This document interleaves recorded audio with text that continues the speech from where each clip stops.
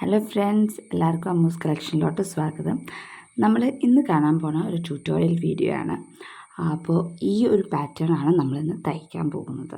തയ്ക്കാൻ വേണ്ടിയിട്ട് നമ്മൾ ആദ്യം തന്നെ നമുക്ക് സ്റ്റെം തയ്ക്കാം.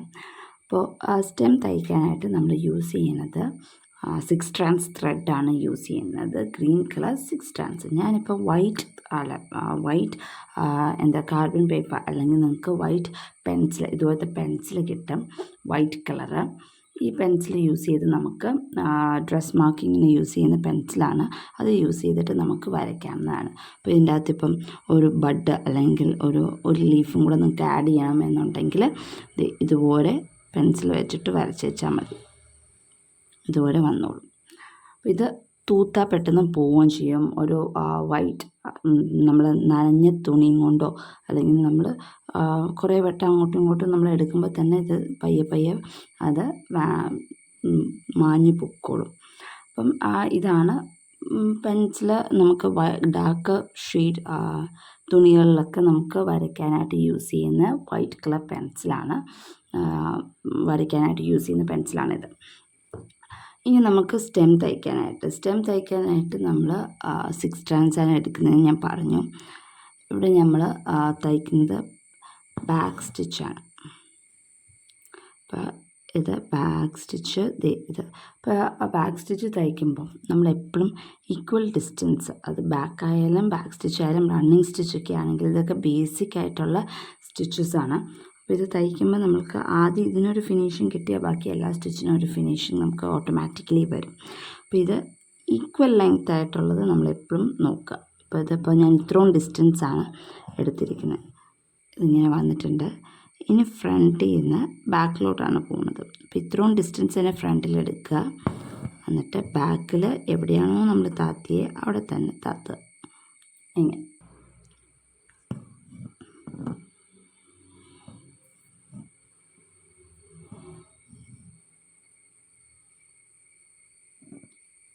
ഇനി വീണ്ടും ഈ സെയിം ഹോളിൽ എടുക്കുക. എന്നിട്ട് എത്രയും ഡിസ്റ്റൻസ് തന്നെ മുമ്പിലോട്ട് എടുക്കുക. ഇങ്ങനെയാണ് നമ്മൾ ബാക്ക് സ്റ്റിച്ച് ചെയ്യുന്നത്. ആ ഒരു ഡിസ്റ്റൻസ് മെയിൻറ്റെയിൻ ചെയ്യാൻ എപ്പോഴും ശ്രദ്ധിക്കുക.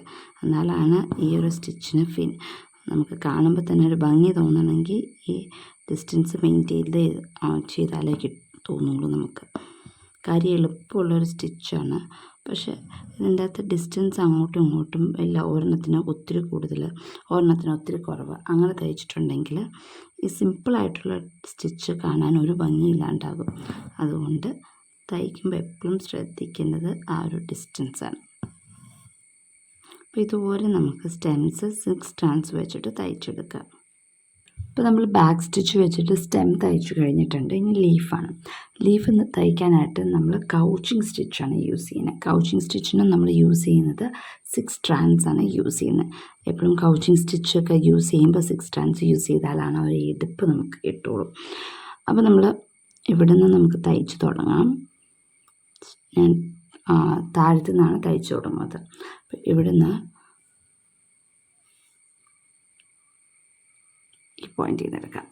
അപ്പോൾ ഈ പോയിൻ്റിൽ നിന്ന് ഇവിടം വരെയാണ് ലീഫിൻ്റെ ഡിസൈൻ നമ്മൾ വരച്ചിരിക്കുന്നത്. അപ്പം ലീഫിൻ്റെ ഈ പോയിൻ്റിൽ നിന്ന് സെൻറ്ററിലോട്ട് ഇങ്ങനെ ത്രെഡ് മേളിലും ഇത് താഴെ, നീഡിൽ താഴെയായിട്ടുള്ള രീതിയിൽ വേണം നമ്മൾ വലിച്ചെടുക്കുകയാണ്. അത് കഴിഞ്ഞിട്ട് ഇതിൻ്റെ ഇവിടെ നിന്ന് ഇപ്പോൾ നമ്മൾ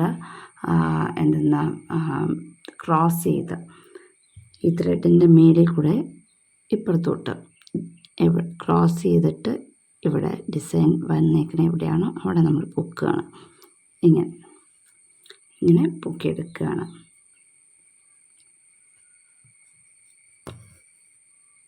ഇനി വീണ്ടും ഈ പോയിന്റിൽ നിന്ന് ഇവിടെ ഡിസൈൻ എവിടെയാണോ വരച്ചേക്കുന്നത് അവിടെ നിന്ന് വീണ്ടും അതിൻ്റെ പാതിക്ക് നമ്മൾ എടുക്കുകയാണ്. ഇപ്പോൾ ത്രെഡ് മേലിലായിരിക്കണം, നീഡിൽ താഴെ. വീണ്ടും ഇത് ക്രോസ് ചെയ്തിട്ട് ത്രെഡിൻ്റെ മേലിൽ കൂടെ ഇപ്പുറത്തെ പോയിന്റിലോട്ട് ഇങ്ങനെ നമ്മൾ ക്രോസ് ചെയ്താണ് തയ്ക്കുന്നത്. ഇങ്ങനെ ത്രെഡ് മേലിൽ പിന്നെ ത്രെഡിൻ്റെ മേലെ കൂടെ നീഡിൽ പാസ് ചെയ്തിട്ട് ഇപ്പോഴത്തെ ഡിസൈൻ വരച്ചതിൻ്റെ അവിടെ പൊക്കിയെടുക്കുകയാണ്. അത് അടുപ്പിച്ചടുപ്പിച്ച് തയ്ക്കണം, അകത്തി തയ്ക്കാതെ. ഇതിങ്ങനെ കണ്ടിന്യൂ ചെയ്ത് പോകണം ടിപ്പ് വരെ.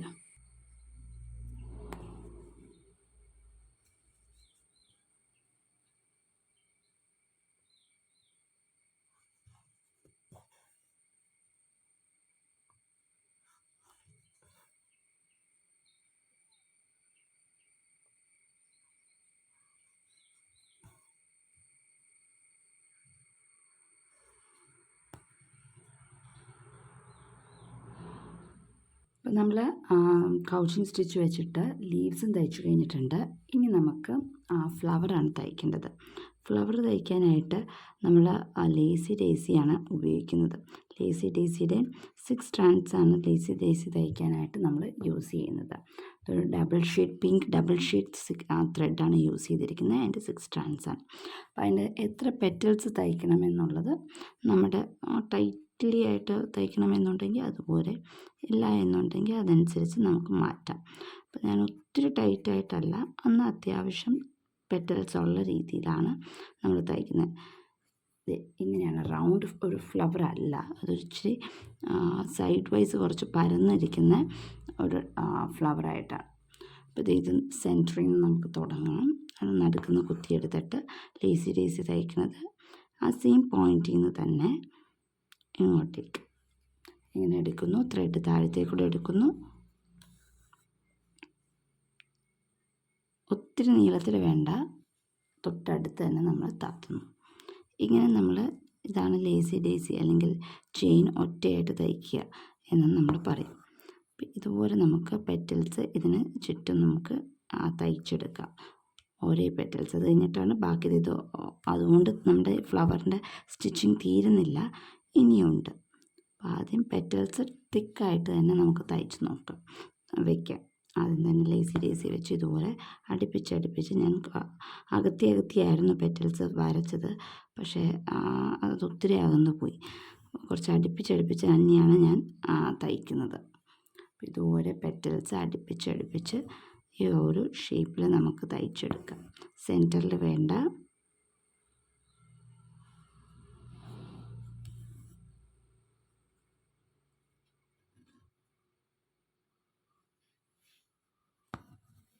അപ്പം നമ്മൾ ലേസി ഡേസി വെച്ചിട്ട് ഫ്ലവറിൻ്റെ പെറ്റൽസ് എല്ലാം തയ്ച്ചു കഴിഞ്ഞിട്ടുണ്ട്. ഇനി എന്താ ചെയ്യേണ്ടതെന്ന് വെച്ചാൽ, നമ്മൾ തയ്ച്ചിരിക്കുന്ന പെറ്റൽസിൻ്റെ താഴെ ഏതെങ്കിലും ഒരു പെറ്റലിൻ്റെ താഴെ എടുക്കുക. ഇതുപോലെ. ഇപ്പോൾ കുറച്ചും കൂടി ഞാൻ സൂം ചെയ്ത് കാണിച്ചു തരാം. ഇതുപോലെ എടുക്കുക. ഇതെടുത്ത്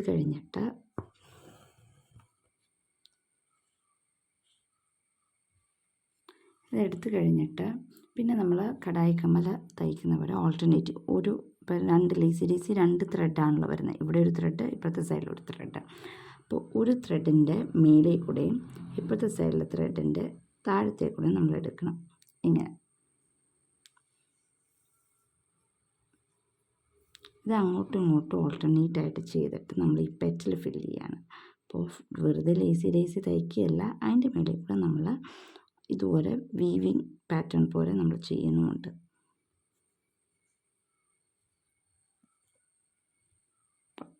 ഇനി അവിടുത്തെ ഈ ത്രെഡിൻ്റെ മേലെ കൂടെ ഇതിൻ്റെ താഴത്തെ കൂടെ ഇപ്പോൾ എടുക്കുമ്പോൾ എല്ലാ ത്രെഡിൻ്റെയും താഴത്തെ കൂടെ എടുക്കാൻ നോക്കണം.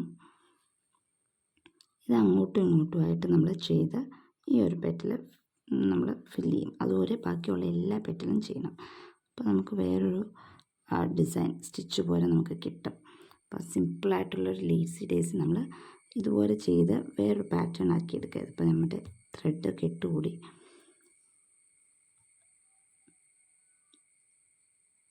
അപ്പോൾ ഇത് കുറേ തയ്ക്കുമ്പോൾ ഇത് ഇങ്ങനെ മേളിലോട്ട് ശരിക്കും വരാത്തവർ നമുക്ക് തോന്നും. അപ്പോൾ എന്താ ചെയ്യേണ്ടതെന്ന് വെച്ചാൽ നീഡിൽ വെച്ച് തന്നെ നമുക്ക് താത്തിയെടുക്കാവുന്നതാണ്. കുറച്ചും കൂടി തയ്ച്ച് കഴിഞ്ഞിട്ട് ഇപ്പോൾ ഇങ്ങനെ എടുത്തിട്ട് ഇങ്ങനെ നീഡിൽ വെച്ചിട്ട് തന്നെ ഇതുപോലെ താത്തിയാൽ മതി. അപ്പോൾ ത്രെഡ് താഴത്തോട്ട് വന്നോളൂ, അമങ്ങിക്കോളൂ. ഇങ്ങനെ എടുത്തു. ഇനി ഇപ്പുറത്തോട്ട് ഒത്തിരി മുറുക്കെ വലിക്കണ്ട, അപ്പം ഒത്തിരി അങ്ങ് ഒതുങ്ങിപ്പോകും. ഒത്തിരി മുറുക്കെ വലിക്കേണ്ട ആവശ്യമില്ല.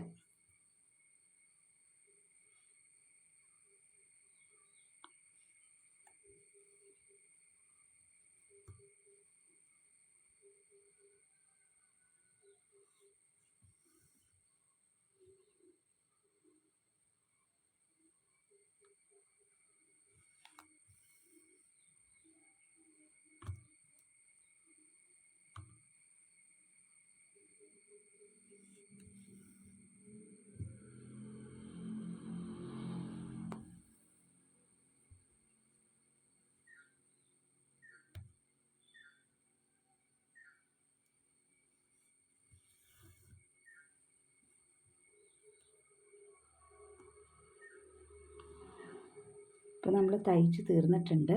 അപ്പോൾ താഴത്തോട്ട് ഇതുപോലെ താത്തി ആ ഒരു പെറ്റൽ തീർക്കാം. അപ്പോൾ ഇതുപോലെ ഇരിക്കും ഒരു പെറ്റൽ നമ്മൾ തയ്ച്ചു കഴിഞ്ഞാൽ. അതുപോലെ ബാക്കി എല്ലാ പെറ്റലും ചെയ്യുക. അപ്പോൾ ഇതൊരു ഡബിൾ ഷെയ്ഡ് വരുമ്പോൾ ടിപ്പിൽ മാത്രം ഒരു ഷെയ്ഡ്, ബാക്കി എല്ലായിടത്തും വേറെ ഷെയ്ഡ് അങ്ങനെ വരും. അപ്പോൾ മുഴുവനും തയ്ച്ചു കഴിയുമ്പോൾ ഒരു നല്ലൊരു കാണാൻ നല്ല ഭംഗിയുള്ളൊരു പൂവായി മാറും.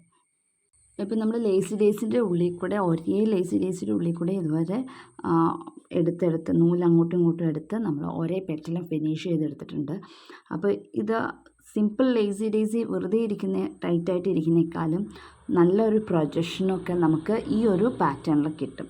ഇനി നടുക്ക് നമുക്ക് ഫ്രഞ്ച് നോട്ട് തന്നെ ചെയ്യാം. അതിന് വേണ്ടിയിട്ട് നമ്മൾ 6 strands തന്നെയാണ് എടുത്തേക്കുന്നത്. യെല്ലോ കളർ ത്രെഡ് 6 strands എടുത്തിട്ട് നല്ല ടൈറ്റായിട്ട് ഫ്രഞ്ച് നോട്ട് ചെയ്യാം. തീരെ കുഞ്ഞ് എന്ന് വെച്ചാൽ ത്രെഡ് നല്ലോണം വലിച്ചു പിടിച്ചിട്ട് താത്തുവാണെങ്കിൽ കുഞ്ഞു കുഞ്ഞു ഫ്രഞ്ച് നോട്ട്സ് നമുക്ക് കിട്ടും. അപ്പോൾ അതുപോലെ നല്ല ടൈറ്റായിട്ട് ഫ്രഞ്ച് നോട്ട് അടുപ്പിച്ച് നമുക്ക് തിക്കായിട്ട് തന്നെ തയ്ച്ചെടുക്കാം.